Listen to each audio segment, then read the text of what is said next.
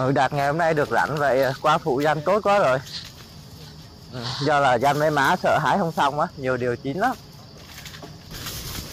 Đúng rồi, hôm nay thằng Trung nó bị ốm á, có anh công coi ở trại giam rồi nên là Đạt mới rảnh này, mới rảnh đi làm phụ Danh này. Đây cây điều của Danh đây nè, để Danh rung xuống cho Đạt với má lượm nhá. Điều năm nay sai quả lắm, nhiều này nhặt bao giờ mới hết. Nó rụng một đầu nữa. Cái ngại gì? Úi dồi.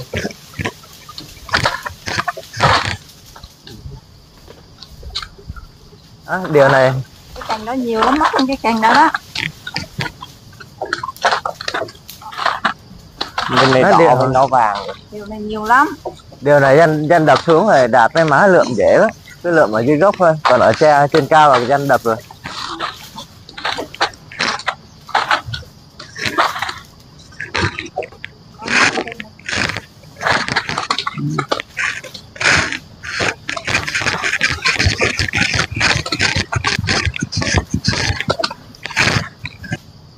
Nhiều quá rồi, để má đi lượm đấy. Rụng nhiều quá rồi, để Đạt đi phụ má Danh lượm luôn nhá. Danh có gì Danh rung nhá.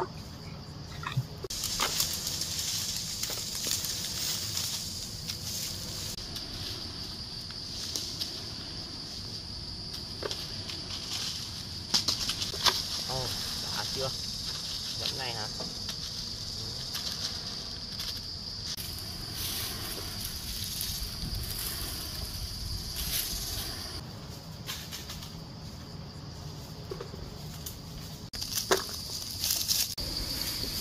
Nhà cô năm nay được mùa thế nhỉ? Giờ năm nay được nhiều ký vậy cô? Một ngày hái được bao nhiêu ký vậy cô? Điều 35.000 một ký. Ngày cô hái được một tạ. Vậy là ngày kiếm được 30 mấy rồi, bằng nửa tháng lương của con rồi. Điều này của cô một năm mới được một mùa mà. Tiền chăm sóc rồi tiền công này cũng không được nhiều lắm đâu. Cái này má nói đúng á Đạt. Cái này thu nó được nhiều tiền thật á, nhưng mà nó chia cho một năm á, một năm được có một mùa, nên là nó cũng không có được nhiều tiền lắm đâu, mà nó còn vất vả lắm. Làm cái này nó mệt lắm, không có giống như ngồi trong văn phòng đâu. Đúng rồi, làm cái việc này nó mệt, nó cũng vất vả lắm cháu ạ. Nhân qua bên kia móc tiếp nhé. Đạt với má hái lượm xong ở đây rồi cứ qua bên kia nhé.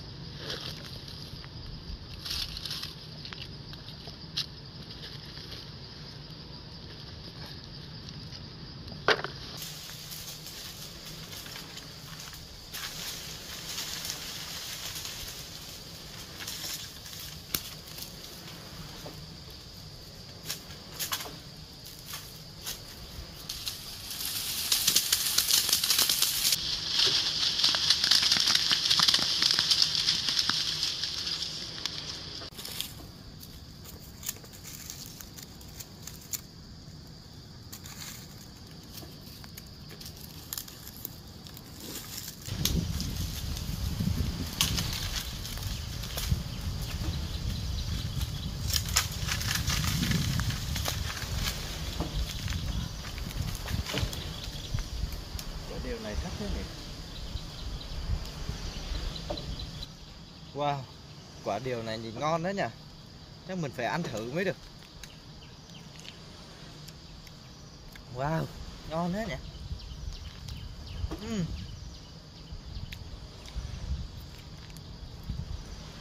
Uhm.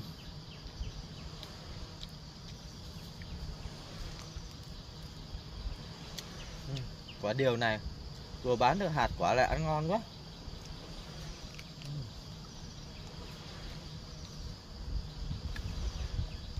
Ngọt quá.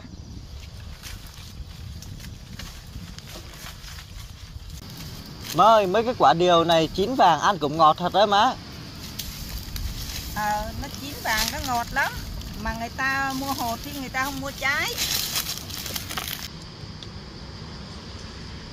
Mấy quả này chín vàng đẹp ngon lắm, ngọt lắm. Nhưng mà không ai mua hết, người ta mua cái hạt thôi.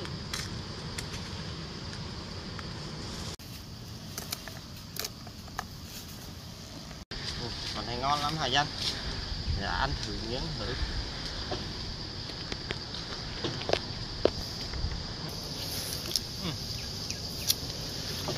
Ngọt á.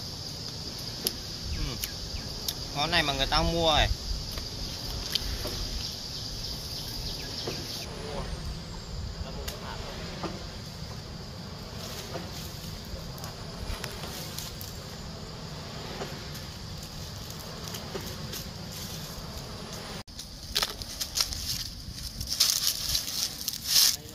Đây, đầy đổ vào đây. Đổ hết rồi bao về mang về xong. Đổ cho bác trước đi.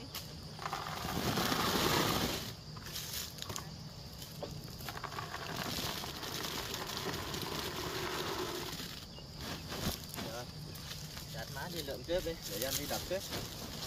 Nhiều lắm ấy.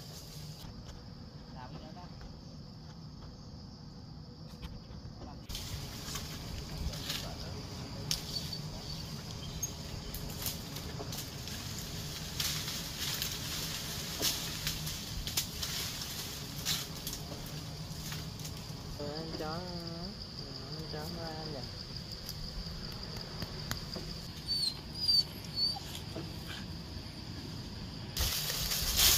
Cái anh chó này hả?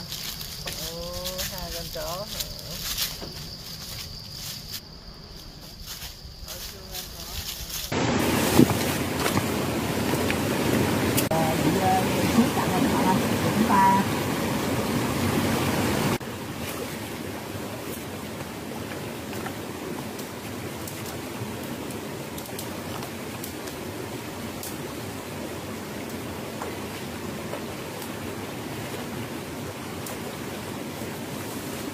Gần mà suối thác đá này các bạn, nó đổ xuống dưới đây nhá. Đó, xong rồi dưới đây nó có cái hụt nha các bạn. Đó, mấy cái hụt nước như thế này thường nó sẽ có cá ở dưới đây nha các bạn.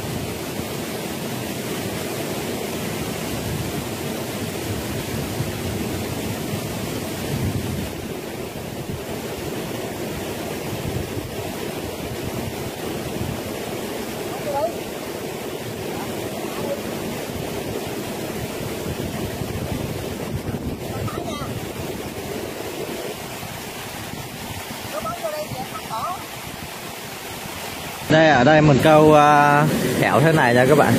Một cái là móc thẻo giun nhá, một cái là bên đây mình cột cái đinh nè để làm chì neo ở dưới đáy nha các bạn. Đây kích chim không các bạn. Cá nó về đây nó uống nước với bắt cá. Này là thả xuống câu thôi các bạn.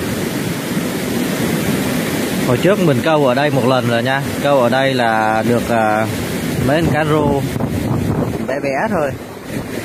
Giờ mình thử câu lại. Mình câu ở sát bờ bên kia nè các bạn. Chứ câu ở giữa dòng mà nó trôi đi á. Đó, thấy không? Mình thả ở sát dòng mà bên bờ bên kia nó cũng khá sâu, nó đứng cái phao rồi thấy không? Đó, thường là nguyên cái dòng mà suối này nè, cá nó dồn lên là nó sẽ gần ở chân thác. Mà mình thả giữa dòng thì mồi nó trôi mất, mình thả ở sát mé bên kia dòng á. Nếu mà có cá là nó sẽ lủi tới nó ăn nè.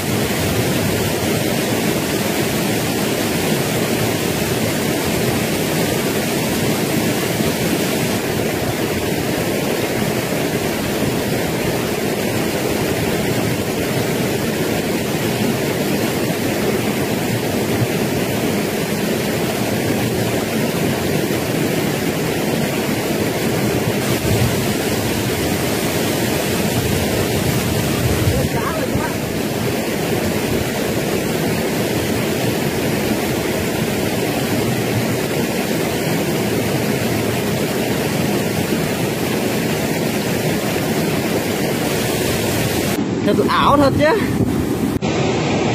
Nước dưới đây đục quá các bạn, nó quậy đây đục hết rồi nè. Mình chắc mình phải bắt nó đi kiếm chỗ khác để rồi các bạn. Để mình đi kiếm cái chỗ nào để nha các bạn. Kiếm cái hụt nào nước trong mà nước chảy vô á. Cá mình câu được mình để xuống đây rồi các bạn. Cái chỗ này có cái hộc nè các bạn, xung quanh là đá hết nè, thấy không? Đó. Để cá dưới đây nó cho nó sống các bạn. Nó còn sống quá nha, nãy mình đập nó mặn quá nhưng mà giờ nó hồi lại rồi. Nó sống rồi nha. Đó. Hên quá các bạn. Để đây để tí nữa có gì nấu ăn nha các bạn. Thì mình kiếm cái nào nó an toàn mình để. Đó, rất là to luôn nha, thấy không? Ok, cho nó nằm đây đi các bạn.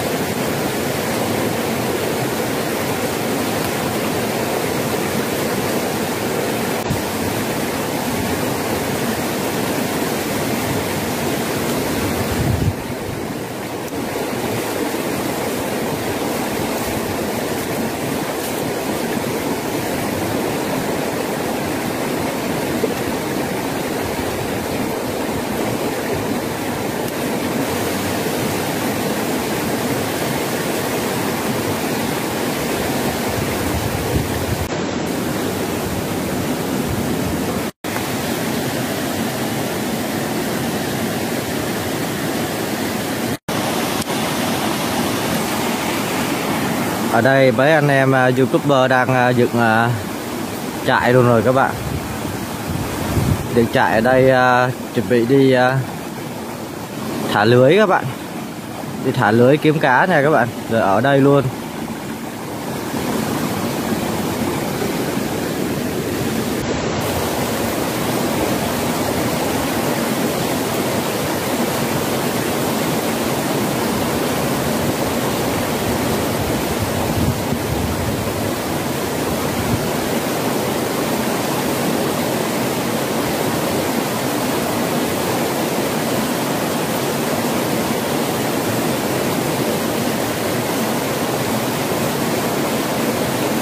Cây ở đây còn cây gai không các bạn?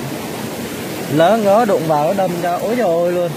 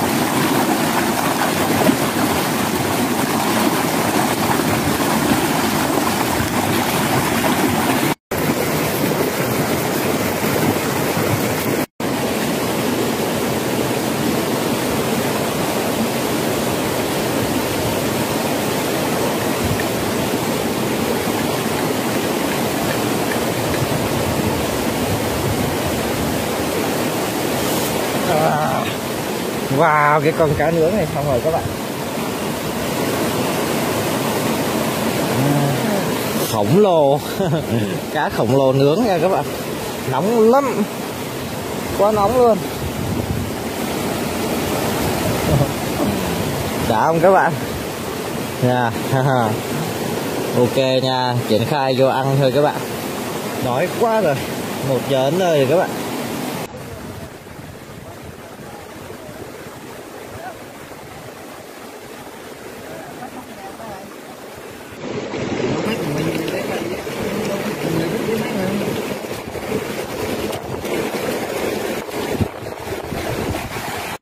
Nhưng một góc, đa số là một góc quay thôi gì? Đa số một góc quay không à. Nó như là cái này chuyển sang góc khác này. Con danh mấy tuổi rồi? Gần hơn 1 tuổi. Đây cá thác đây nha các bạn. Đúng cá thác có khác, nó hoạt động nhiều, thịt nó dai lắm. Giờ ăn xong rồi về nha các bạn. Cũng hơi muộn rồi đấy.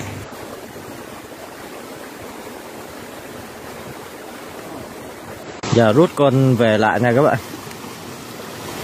Đi chắc đi bộ cầm 2 cây số á là tới nơi nha, xa phết đấy. Đường đây xe máy không đi được.